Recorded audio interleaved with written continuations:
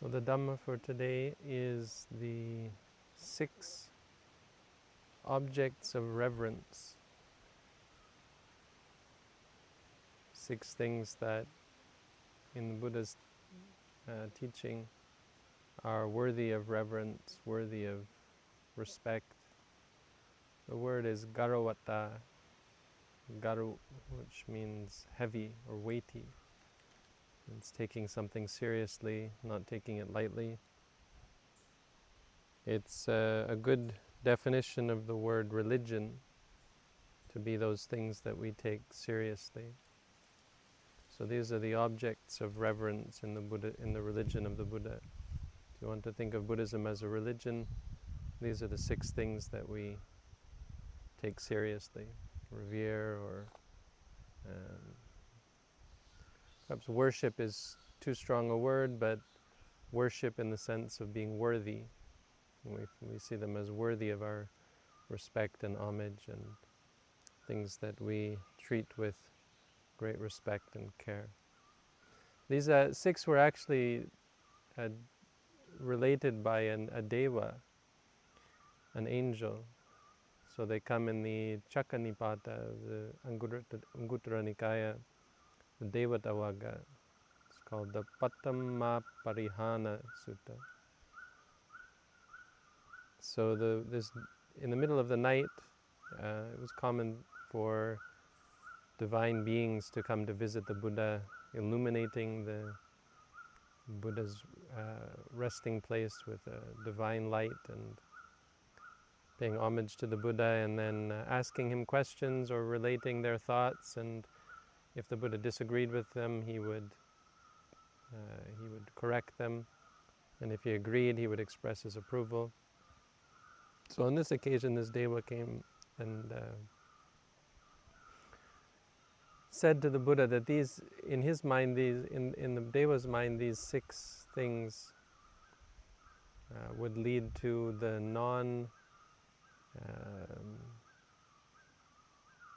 faltering or falling away of a monk. So it would lead one to not leave or lose their foothold on the path to freedom from suffering. It would not cause them to not falter. Keep them from faltering, keep them from losing their way, keep them from getting caught up in the wrong way or going back to bad habits. And he said it's if they see these things as important, these 6 things. He said, abhabo parihanaya, they'd be unable to fall away, to go backwards. And the Buddha, having heard these 6, agreed with him and went, more than that, went to relate what he had heard to the bhikkhus, and then added on his own reminder, saying, Nibbana sasantike, someone who keeps these 6 in reverence is close to Nibbana, or is in the company of Nibbana, close to freedom from suffering, on their way to freedom from suffering. So taking things as important, giving things respect, and taking things seriously is a huge part of what allows us to progress. There are many things in the world that we shouldn't take seriously: money, wealth, power, worldly power. Even there's religious things we shouldn't take too seriously, like ritual and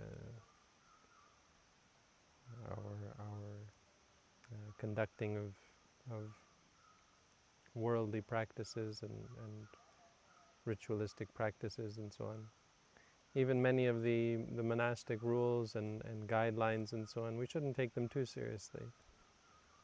We should focus on what's most important and on what we should take seriously. There are things which are essential in our progress and in our attainment of freedom from suffering, and these are the things that we should revere and respect, or never joke about or take lightly. They are the things that will, if taken seriously, if we keep them in our hearts, lead us to freedom from suffering. So the first 3 are pretty obvious, are the Buddha, the Dhamma, and the Sangha. That should be no surprise. The Buddha, the Dhamma, and the Sangha are thought to be the main objects of reverence in the Buddha Sasana. They're called the 3 jewels or the 3 treasures. There's three things that we hold to be so valuable, precious, and essential in the cultivation of good things, in the cultivation of the path which leads to freedom from suffering. So we pay homage and respect to the Buddha, we revere the Buddha. You can see how big of a part this is in the lives of so many Buddhists around the world who bow down to the Buddha, who chant as a reminder of the Buddha's qualities, who express their gratitude and their appreciation and their homage and their worship of the Buddha in so many ways. And this is a really powerful support for our practice. It's considered to be one of the 10 anusati, which are the 10 reflections, which are valuable in terms of cultivating wholesome qualities and focusing the mind. When thinking about the Buddha and giving him homage and respect, you keep your mind pure because you're thinking of someone who is so pure, unequaled in the world. The Buddha was anuttara, which means nothing, no one like him ever. There is no religious or spiritual or philosophical person in history who was so wise or so pure. We have him as a reminder of this purity, and we have him as a guide. Paying homage to the Buddha means following his example, thinking of all the wholesome qualities that he possessed, and trying our best to gain at least some measure of the same sorts of qualities for ourselves. The Buddha was and is and always will be our teacher. He is the only teacher true teacher for divine and human beings, the true teacher that leads beings to freedom from suffering. Of course, in modern times we do not have the Buddha as our teacher. We cannot approach him and listen to his teachings and receive his guidance directly.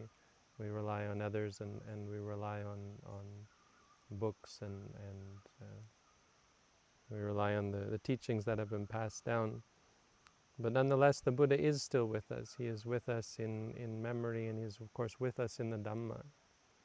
So our reverence for the Buddha isn't limited by the fact that the Buddha isn't here. It gives us great encouragement just to think about the Buddha and reflect and remember. Reflect on the Buddha, remember the Buddha. It gives us confidence and encouragement and gives us guidance. It reminds us of what is important in the world, keeps our minds from getting caught up in worldly things. And when we think about the Buddha, we think about someone who is so pure, so spiritual, and so wise, that it provides us with great support. The second, the Dhamma, is an object of reverence, meaning something we should absolutely take seriously. The Buddha said, when you see the Dhamma, you see the Buddha. So our reverence from the Buddha is included in our reverence for the Dhamma. We revere the Dhamma means we take it seriously, we don't take it lightly, we don't take it as a hobby. We memorize the Dhamma, we recite the Dhamma, we think about the Dhamma, we study the Dhamma. All of our study and respect and reverence of the Dhamma is the foundation of what, of course, will allow us to then practice in the right way. Even people who simply recite the Dhamma gain great benefit in terms of having the Dhamma at their disposal whenever they need it. We have from ancient times memorized the teachings, not because we couldn't write it down, but because it isn't as helpful to have it in books that we never look at, but to have it fresh in our minds by reciting and memorizing and by learning and even thinking about and trying to understand the Dhamma intellectually. We gain great benefit. We have the Dhamma. It means we have the Dhamma with us at all times. Furthermore, obviously, more important than that, our reverence for the practice of the Dhamma is of great benefit. The Dhamma is the practice, and the Dhamma is the realization of the Buddha's teaching. We revere this teaching and we respect it and we take it seriously. We consider this to be an important part of our lives, not something we do in our spare time, but something that we try to incorporate into every aspect of our lives. The Dhamma should be the way that we live our lives to the best of our extent, to the best of our ability. Because of course our protection, the benefit that it gives us will be directly dependent, directly proportionate to how seriously we take it and how much we practice it. The Dhamma protects those who practice the Dhamma. The Sangha is an object of reverence because of, again, how it's an example. First and foremost, when we think of the Sangha, means the followers of the Buddha who practiced rightly and became enlightened. We have this example of others who have practiced the Buddha's teaching, who didn't become Buddhas themselves, but were able to gain the same freedom from suffering and purity of mind that the Buddha also had. As a example, we can take their stories, we can take their trials and their challenges that they faced and overcame. We can see them even in our times when we pay attention to those who have practiced meditation and we spend time around them.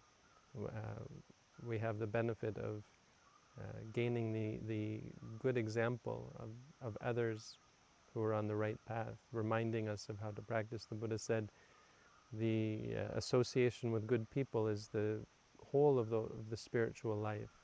It's the most important thing because good qualities depend very much on the support of others and the example that others give you. More importantly, even than the example though, is those who pass on the Buddha's teaching. So as I've said, there's a great value for everyone to take the time and put out some effort to share the Buddha's teaching themselves, to share it with others, to show others how to practice and guide others as far as one is able in the practice of the Buddha's teaching. Not to put oneself up as a teacher. The Buddha will always be our teacher, but for the purpose of cultivating the Sangha, and because of this great value and reverence we have for the Dhamma. But those who share the teaching are considered to be part of the Sangha in terms of providing this guidance and handing down the teachings of the Buddha as messengers of the Buddha. It was the first thing the Buddha did after the reigns was over, his first reigns that he spent in Isipatana. He told the 60 arahants to spread the teaching far and wide, to go and travel one by one, alone, not going together but going separately, and sharing the Dhamma to as wide of an audience as they could. This is something that we pay homage to and respect and revere, and we will always revere those who share the Dhamma, those who even just recite the Dhamma. We respect and revere them, even though they may not be a part of the Arya Sangha. We consider them to be an important part of the Buddha's religion. And our reverence for the Sangha is such that when we do come across those who have practiced well, we revere and we respect them, and we're careful not to insult them or cause any sort of harm or impediment to them because of the importance that they represent and the importance that they have in terms of sharing the Buddha's teaching and in keeping the Buddha's teaching alive. And we're happy to support and protect them. The fourth object of reverence is Sikha Garavata, which means reverence for the training. Well, obviously the Buddha's teaching is a path of training, and the training itself is something that we have great respect and reverence for, something that we take seriously. We take our practice seriously. We take seriously sila, ethics, so we don't take it lightly. We do our best to practice sila even to the smallest degree. We don't break the precepts, not because they're so important, but because they are our precepts. They are the things that the Buddha taught us, and we are determined to have great respect for the Buddha and great respect for his teachings. So we try to keep, to the best of our ability, the training in sila, the training in ethics and morality. We take our practice of meditation seriously. We stick to, as best we can, the teaching that we are taught. You know, when we're taught to walk in a certain way, we walk in that way. When we're taught to sit in a certain way, we sit in that way. When we're taught to direct our mind in a certain way, we direct our mind in that way. We pay homage and respect and we have a great sense of the importance of the training, not to distort it, not to allow it to become distorted, not to water it down, not to take it too lightly. We should take the training seriously, and this is something that if we revere, of course, the training, then we will put our hearts into it, and we will take it seriously. This is why we keep the 8 precepts during a meditation course. When people come to practice, they will keep the 8 precepts, not distracting themselves, not allowing themselves to take the practice lightly. Some people will practice long hours a day, even practicing day and night, as a means of dedicating themselves, giving it the utmost respect that it deserves.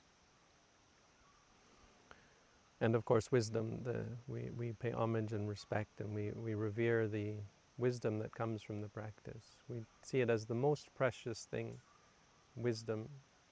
The most precious thing is not the concentration, it's not the peace of mind that comes from calming the mind, it's the wisdom that allows us to completely let go of anything that might cause stress or suffering. It's the wisdom to see that craving is not worth it, clinging is not worth it, greed and anger and delusion.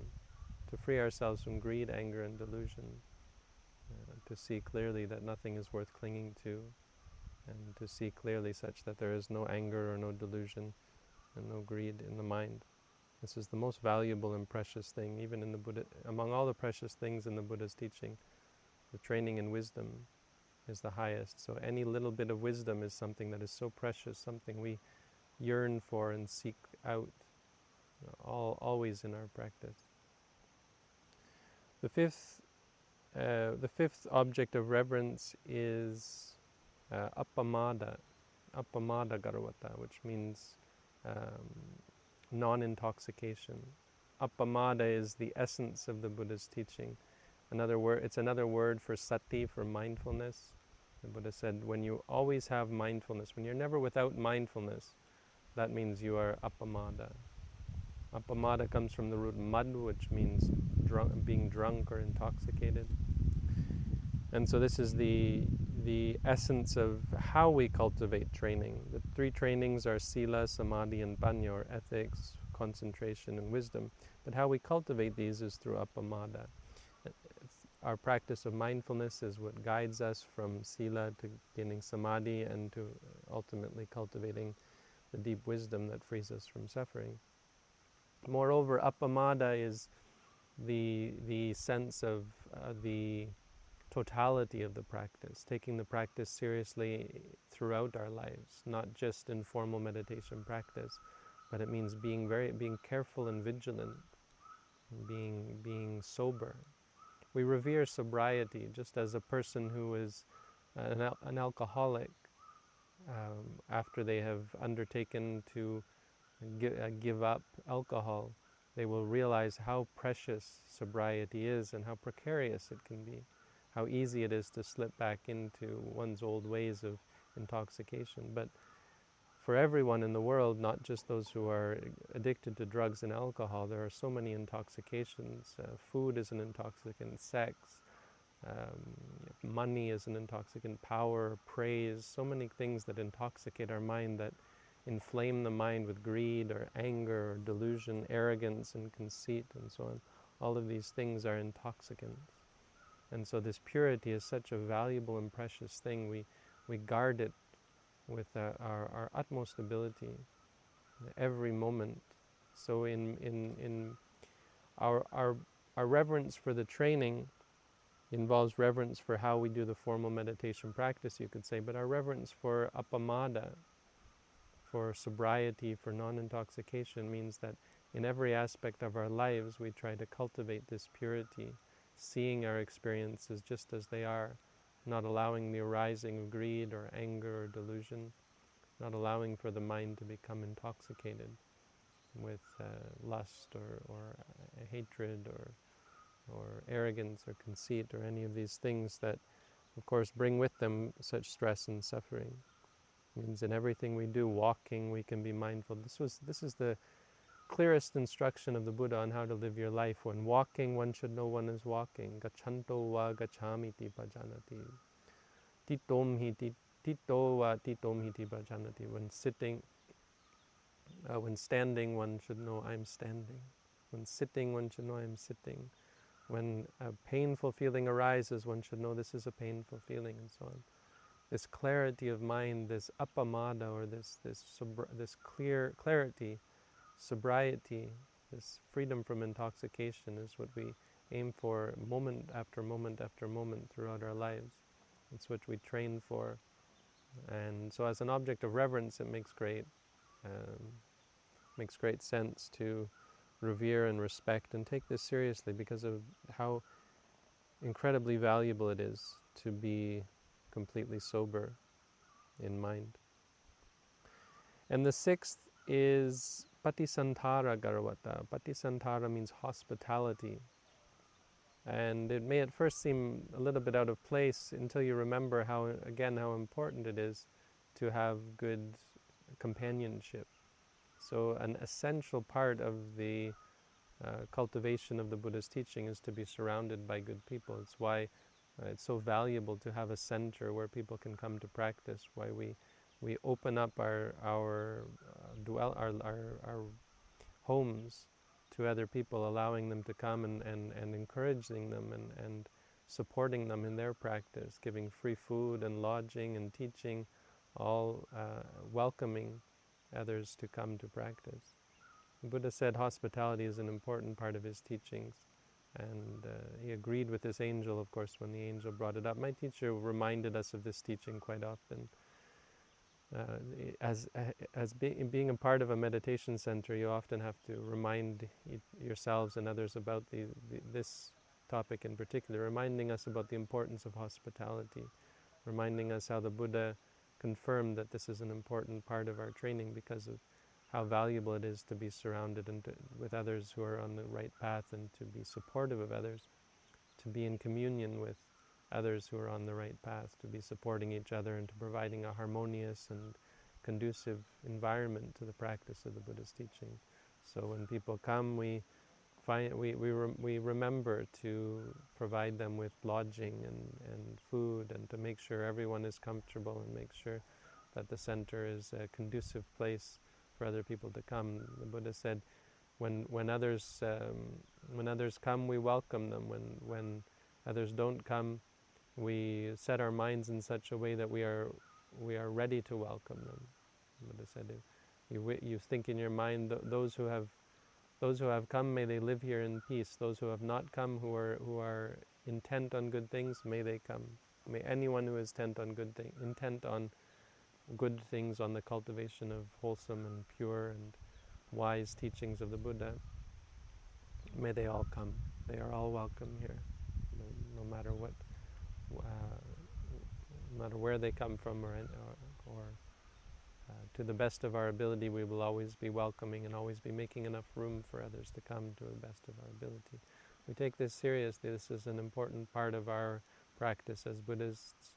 It's an important part of what you would call the Buddhist religion, hospitality. Other religious teachings have this as well. It's something that you hear about in Judaism. It was an important part, something that was talked about quite often.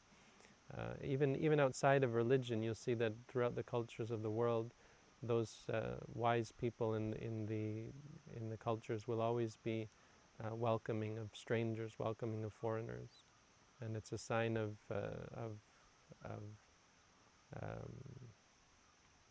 highness of mind or exalted good qualities of mind. It's a beautiful sign of beauty, great beauty in a culture when people are respectful and hospitable to strangers and to others who are well-meaning and who come to them for help.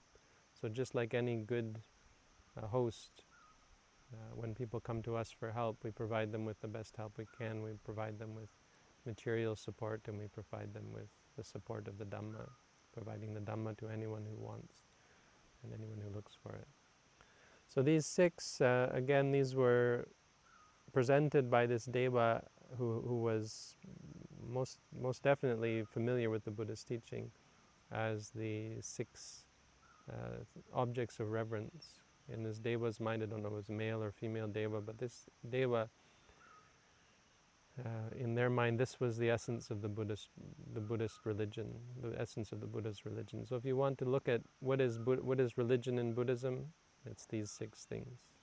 The Buddha confirmed this, and furthermore said that anyone who has these 6 qualities, not only will they not fall away, if not only will they not lose their connection with the Buddha's teaching, but they will become close to freedom, closer and closer to freedom.